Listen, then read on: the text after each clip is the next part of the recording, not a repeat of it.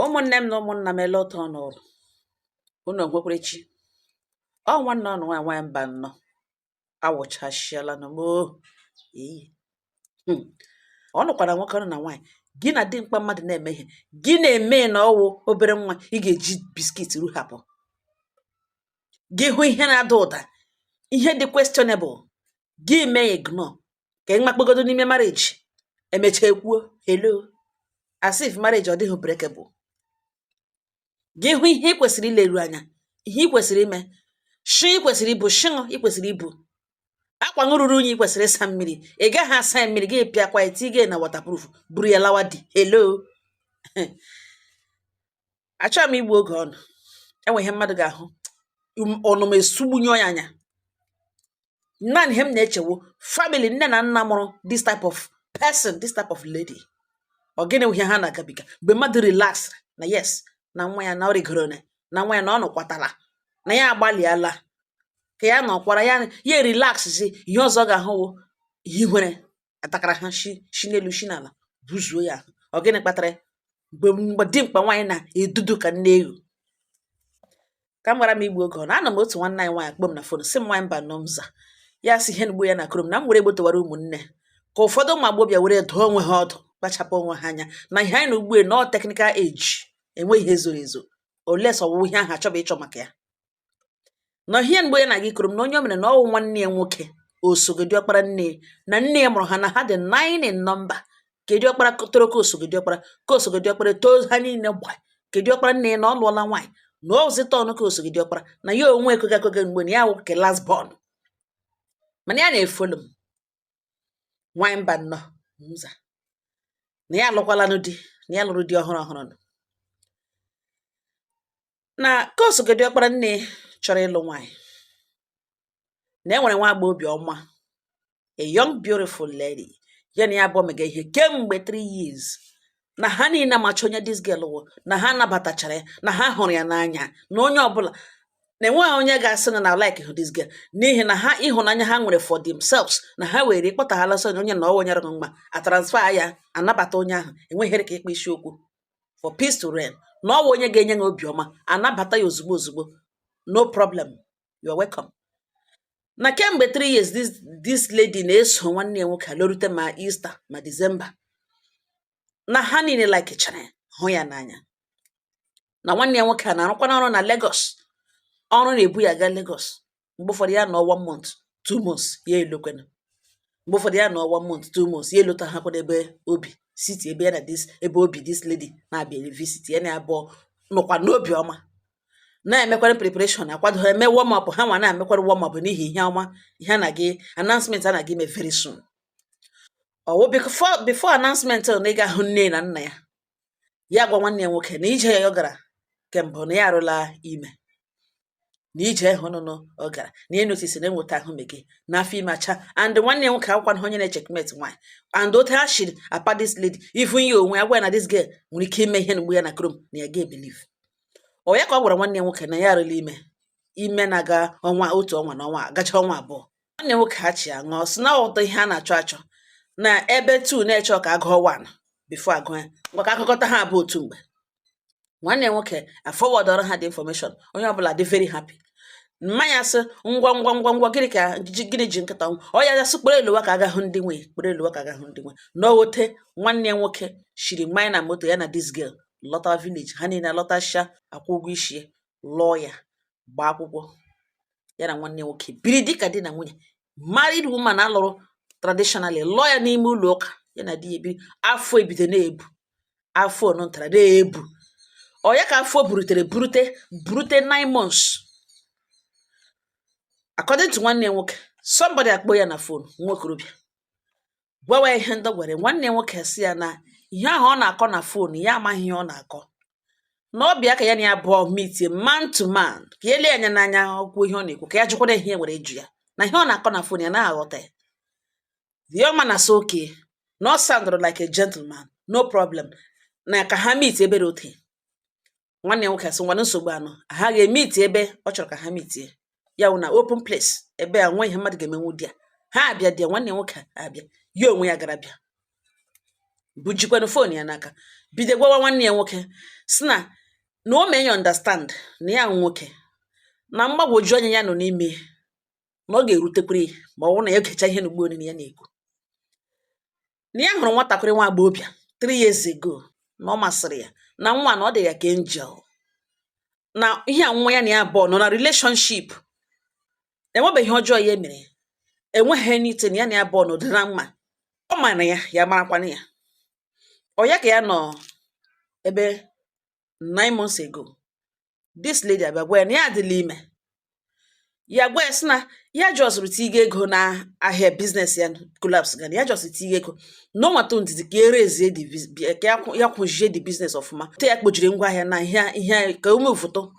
ya zụta ego before na amụchana mons ebuchara 9 months na zụtata isi ya ga-aghọtata onwe ya ada chizi nke wepụta ego bịa hụ ndị nwe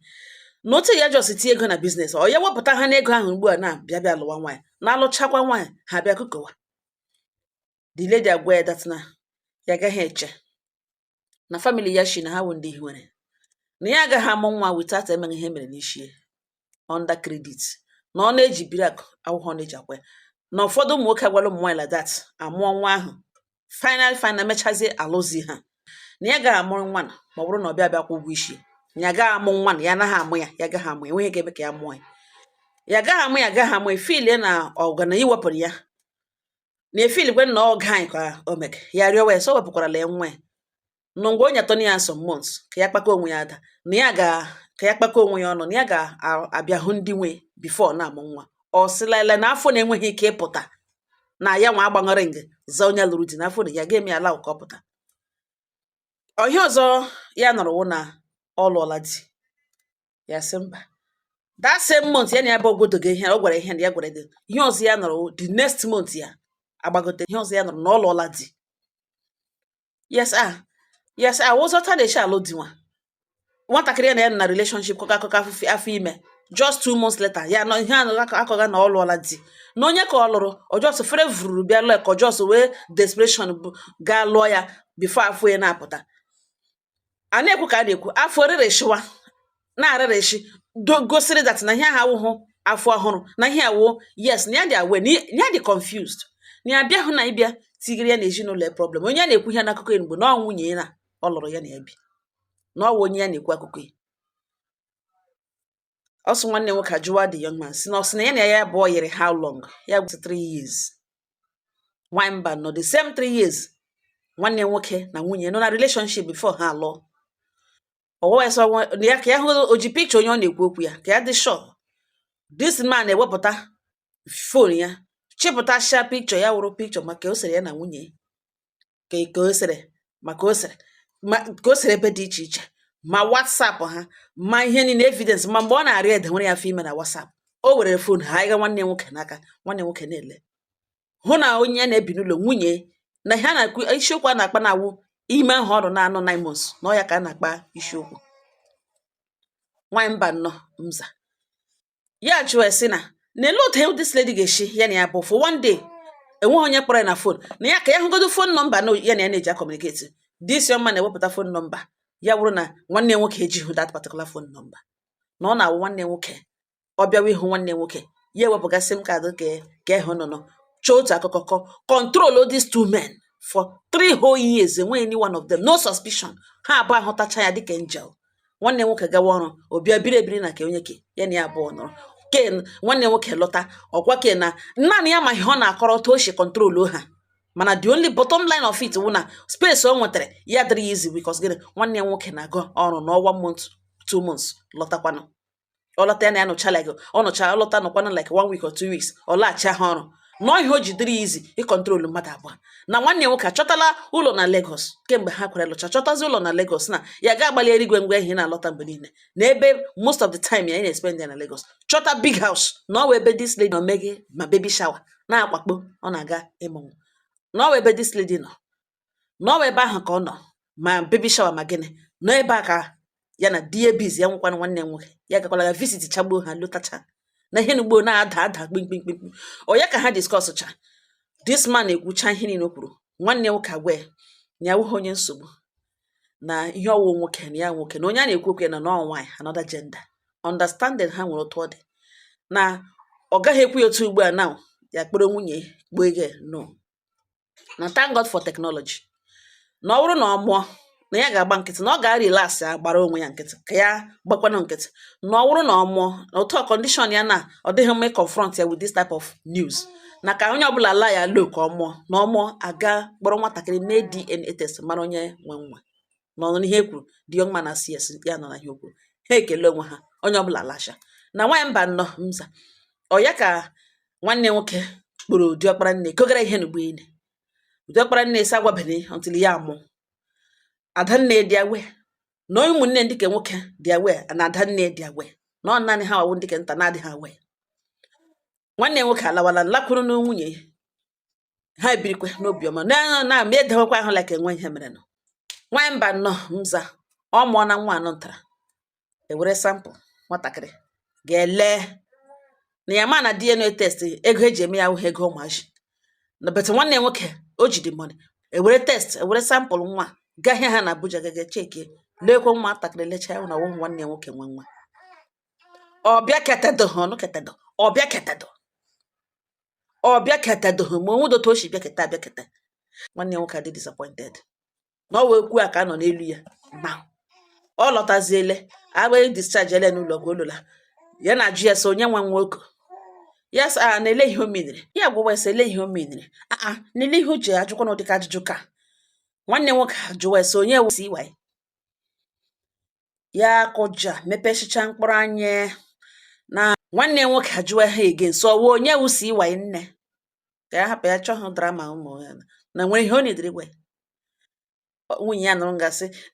na ya mana si iwaye kemgbe ọ chọrọ iji mebiere no x ya no x na ọwụ onye ya yichara before mara ya jụwa ese eyichara onye before mara na ole mgbe ha lụrụ na ole mgbe ha lụrụ kemgbe ọ matara si iwaye kemgbe ya onwe ya matara na ya nwa ka ya na ya abụọ na relationship okporo ha another man de nwere onwe 3 years ka ya na ya abụọ this guy nọ na relationship na ya na ya abụọ nọkwa na relationship na gịnị ka ọ gara gwa si iwaye 8 months ago or thereabout na ya adịla ime si iwaye gwa ya dat na ọ mụọrọ ya na eji ha ego ọ gwasị iwaye dat na ya agaghị amụ ya na achọghị ịmụ nwa without akwụghị ụgwọ isi ya lọta that month si iwaye si eji ha ego ya lọta that month ọ gwazi ya na ya arịla ime because of afọ ime ya gbara oso ga-eme ihe n'isi ekwu ụgwọ isi lụọ ya na ọ dị aware na nwoke ọzọ tụrụ ime o buru ebe anya ya n'isi na ya lekwe result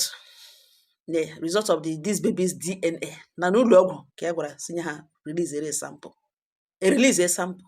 lekwe result photocopy of CY's result 99.9% lekwe ke ya na erudoghị 40 na okuru nwa onye ọzọ dị aware na onye nọ ọwụ nwa ebe mere na announce ya kwa na ewe ego bịa ntụ kwụ ụgwọ isi after ọ ga-agatụrụ ime ọbụ kwụ ụgwọ isi lụọ ya well ya gwele ka ya bịa hụ ndị nwe severally ọ ga-asị ya mụga ọrụ ya sị ya chịrị imecha ke ọ ga-asị ke ọ sị n'ụlọ ha na ọgịnị ihe na-emere ha ya na nwa mba nnọọ mza na ihe nwanne nwoke na-emere ha this lady nwoke ọ na-anọghị nkọ n'ọjọọ na ha nwa sef adanne ma diọkpara nne ọ na-akpocha ha na fon ma onwe ihe o nidiri ha enye ya anaghị ha ajụ ya sị nwanne ha nwoke kwanụ ọtọfụ onye na-eme ka ihe na diọkpara nne ji ego ọ naghị ajụ del this girl choso 9 of them nọ naanị ya onye ọ nọnaba ego ka o kpere ya na ekpere na fon ya erewe ka ahụ esikwe ya sị ka ahụ wetasị ya weta akaụntụ nọmba na ha niile zara aza like this girl nabata na m lekiri delete this girl shi tee ha ure n'ihu family eji eme ọnụ ihe gbasara anyị divorce ọmara eji agbasa na ahụbeghị na history ha before na mma ya na mpa ya divorce na mpakwukwu ya na mpakwukwu ya mmakwukwu ya na nwebe onye asụ na aka asụ ajụkwalụcha agbasa nọ this lady na nọ ihe o bubatara n'ụlọ ha na ụdị ihe n'ugbo na-ekwu okwu ya arụrụ ala n'ugbo na this lady rụrụ awụchaghị ihe gbawashiga ha isi na mgbe e mere family involve gaa the meeting so lekwa ihe nwa na nwaanyị mere na mma ihe diọkpara nne this lady kwuru that na nwanne nwoke na o mere mistake gwawa nwanne nwoke na o mere mistake na ezigbote mistake ka o mere big one at that na nwoke lụọ nwaanyị you shut the doors everywhere You don't listen to side talks. Yes. The mistakes are not made several. A lot of men are living with ụfọdụ ụmụ nwoke today isi nwa ha ọwụ ha nwa mụrụ ya na otu a ka o shicha bịa nwaanyị nwere ike dị ime 1 week 2 weeks ọ man ya dị ime another man abata alụọ ya aga eji oshishi akụgbu ya n'ala Igbo enyi ya na-agata nwa na ọ ya nwa kwụrụ isi dị nwanne ya nwaanyị onye nwe nwa na-ekwukwe n'okwu ya nwa nwoke na nwanne nwoke gara nwere time ga sit wee with ex nwunye ya nwanne ya abịa na-akọ ihe ndị a na-akọ na ya aghọtahụ a na-eme ka a na-eme ọ jụọ ha nwanne nwoke so ị matara girl for 3 years na ọ na-ịlụrụ ya in the first year ị matara ya 2 years ị matara ihe ndị a naghị akọ ya gaghị ya for 3 years of a time ya dịzi frustrated ya desperation abatazie ya ejishi ya try wazie na ihe nwanne ya nwoke kọga na ya agaghị like kwa that tag ya gaghị like ka mmadụ bịa tag nwanne ya unnecessarily na ya kpọrọ nwunye kpọrọ nwa ya gaa mụọ na ihe nwa amụrụ n'ime marriage na the other one should go to hell or ya face ya na ya bụ na onye kwere nso wee delete ya nwanne nwoke asị ya nna yaza na ihe ahụ ọ na-akọ na ọkọ goghori ọnụ na oji ha okwu na ha enweghị shame na ya aghọtala ihe kpatara na this lady ji mee ihe o mere with full chest without her mind na ihe ga-apụta na ihe ga-ebu abịa na ọ bụrụ na this lady nwanne ya amahụ na ya dị ime ọ bụrụ na ọ gakwuru this young man ga mere ya announce na ya dị ime na ọ bịa kwụ ụgwọ isi ya were ọ bụrụ ka aha gwazie na eji ha ego na ọ bụrụ na this lady adịghị aware na ọ dị ime na okwu na ugbu a na-ekwu agaghị abụ ashi even this other one aga amada na ke dị ime ihe ọzọ ga na ọlọla dịka aha aga mana nwanne gị nwaanyị dị aware na ya dị ime for another person na ya dịrị nwoke ọzọ ime ọ bịa mere ya announce because onye ka ejighị ego ịlụ bịa gwa ya na ya rịrị ime were dị afọ ime nye ga n'ishi ya bịa lụọ ya na enwere disit karịrị ka oke ọ nwekwara mgbe ọ gwara Sadi ama na ifu ndụ na ya na ya bụ na relationship for 3 years na enwekwara another man ya na ya bụ nọ na relationship for 3 years ya eji dewere onwe ya as plan B ịbịa na-abịa hụ bịa lụọ na ọ jụrụ nwanne ya nwaanyị gboro ya propose ya chere ka ya bịa na ọ gwụcha nwanne ya nwaanyị si na echere ọ ga-asị echere dis ọ sị echerekwa dis gbochigidezie rutezie mgbe ọ bịara bịa tụtazi ime nwoke ọzọ atụzi ime ọ bịa nye ga ya na ọnụrụ nga ugbo na-agwa ya na enyi ya na-agata nwa na nwanne nwaanyị dị aware that na nwa bụ n'afọ nwoke kpoo ya nye ga ya n'isi onwe ọnụ na-akọ ihe ọ na-akọ nga ugbu a na ya kpọrọ nwa lawa na ya gara ga sit wee with ex nwunye n'isi ọ dịtọkwa ya mma na ọ dị nọmọ na ọmakwa family nwanne nwaanyị ime ya ma nwanne ha makwa family ha nwanne nwaanyị bịara n'ime nno nwanne nwoke anụrụ nga gwa ya sie nna ya si na ha akpakọ onwe ha ọnụ welata ihe ego isi ya kwụrụ n'isi nwa ha nwaanyị na ya naghị alụzi na this lady nọ ebe a na okwu agwụla na ya naghị alụzi na ego niile emefuru n'ụlọ ọgwụ ya eji gbapụta ya na nwa ya na emechekwuo that one na o kpọrọ nwa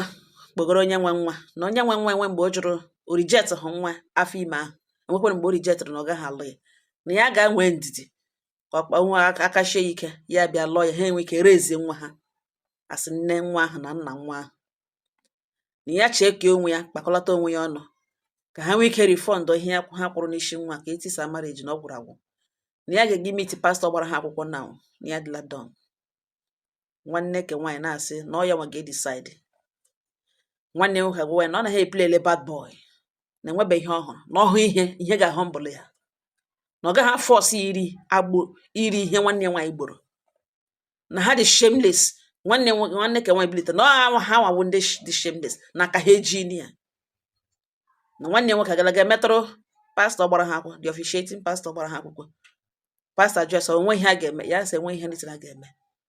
dawa na ekwe ile ya ọdịla eguzowele ready for mgburi traditionally na ha return ọhịa ha kwụrụ n'isi nwanne ha nke nwoke si enwe ike ime nwanne nwoke kpọpụta ha wefe erute ebe a wefe na-agwa ha na ha dị shameless the woman dị in charge of the matter na-asa na ha dị shameless na ha enweghị ihere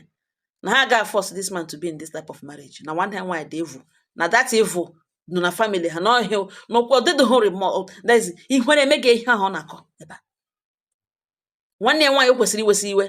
jụọ ihe mere o ji wetara ha ihe ihere o meghị ya ọ na-abịa takụlụ onye ke innocent man na-enweghị ihe o mere ị ga force somebody to accept that child. Yes, in Igbo land nwa enyi ya na-agata nwa nwoke ga-eme nwa accept ma ọ bụrụ na n'obi ka ọchịchọ nke ya wụhụ force ị gaghị were tradition were nwa onye ọzọ nye gị n'isi ọjụ na ọchọhụ ị ga-egbu igbo wụ force n'ọwa ebe okwu nọ na marriage a na-aga ịkọkashị ya afat aga bidoro the process na m were okwu na ga gbotere ụmụnne na m lewetele ihe nwanne nwoke gabiga n'otu a ka nwanne ya na-akpọ nwunye ya na-akpọ ọkpọ kediọkpara ọkpọ ọ na-arịọ n'ọwa aka ọ na-ekwensu na ha biko na ịhụnanya ha ejighị ya na ha kwapụkwala ya na ọkwa ite mmanụ shuga n'ọnụ honey n'ọnụ bantro kwapụga ha na-ajụ ya si nne ya si na ọ dị aware that na ọ dị ime and onye nwe afọ ime na ọwụ nwanne ha ọgwakwana ya ihe mere na were nwanye ga nwanne ha nwoke na isi na ha dị disappointed onye ọ kpọrọ na-ebe onye ahụ agwakwa the same thing na ọ nọ ọnụzi n'ụlọ na ọlakwuru na nwanne nwoke a petege ihe opetege now the funniest part na wo ka e tụrụ ime ka enwe nwa gwegazi nwanne nwoke si ebikoro enye bill ihe o spendịrị n'ụlọ ọgwụ ma ilepụta this lady n'afọ ime ka ya kpọkọ onwe ya ọnụ refund na ọ bụ ezigbo mmadụ na this lady bịara ịghọrị ha nwanne nwoke agwa si o refund le anything na ya ga-agaghị ekele mụrụ nwa ya na ụdị ọ chọrọ iji ekele mụrụ ya na ya kpọ ha kwala na phone na o weta aka eshi end this matter nwaanyị mba nnọọ na the process ebidere ndị village ha enweghị any other option ha gwa nwanne nwoke na ihe ke na ọhịa ihure na ya gbawere shaka na nwanne nwaanyị ka ọ ga-abara mba na ha wụ ihe ke ha meke na ọhịa ihure na mba ihe niile ogiri gị na ọwụ force na enweghị ihe ka ọkọ ga na o megị ihure na nwanne nwaanyị mechụrụ ha ihu na onye o kwesịrị ịrịọwarịọwarịwa ka ọ dị just na-ewe ejige wụọ ya na onye kwagaje wụọ ahụ na-ebitere the process etile date echi a na-aga ịwụ mmanya mgbasa marriage a traditionally nọ ebe a ka okwu nọ na nwaanyị mba nọ na m lele ihe nye ụfọdụ ụmụ agbọghọbịa mega onwe ha mejọsago onwe ha oyi ịgagwa nwoke na ire ime ọ nwoke niile ka ị ga-asị ire ime ya sị nwoke gị buru nwa gawa na ya achọghị ma ọ nwoke niile ụfọdụ ụmụ nwoke ga-adịrị dị nwa ebe nwa ha nwụrụ ị ga-amụ nwa ahụ ole si bururu nwa nga ụlọ ọgwụ ga-ewepụ ya mana as long as nwa ahụ ị mụrụ ya ị gaghị akwapụli ha in the life of that baby ụfọdụ ụmụ nwoke dị like that kama gị na ya bụ nwụ hapụ ụmụaka hapụ nwa ahụ n'elu ala na m lele ihe ụfọdụ ụmụ agbọghọbịa meke ụmụnne m nwa agbọghọbịa ọma nọ ngalugbo ine ịdị free ịdị smart play your game mana mgbe ị na-echek that's your game make sure na queen both king na icheki gị onye ọbụla accordingly gbawakwa game ngo pịkọwa ọrụkawa that's your brain ịpị ebe gị pị ebe ireghe onye ke gị ireghe onye ke chizuo ha onwe ahụ na control you in charge smart babe mana gị ime check up dịkwa sure na enweghị nshi mpịrịtị na ohi ịhapụrụ somewhere ga-abịa challenge that your check up ọ ha nọ m n'ọnụ udo dịrị ọnụ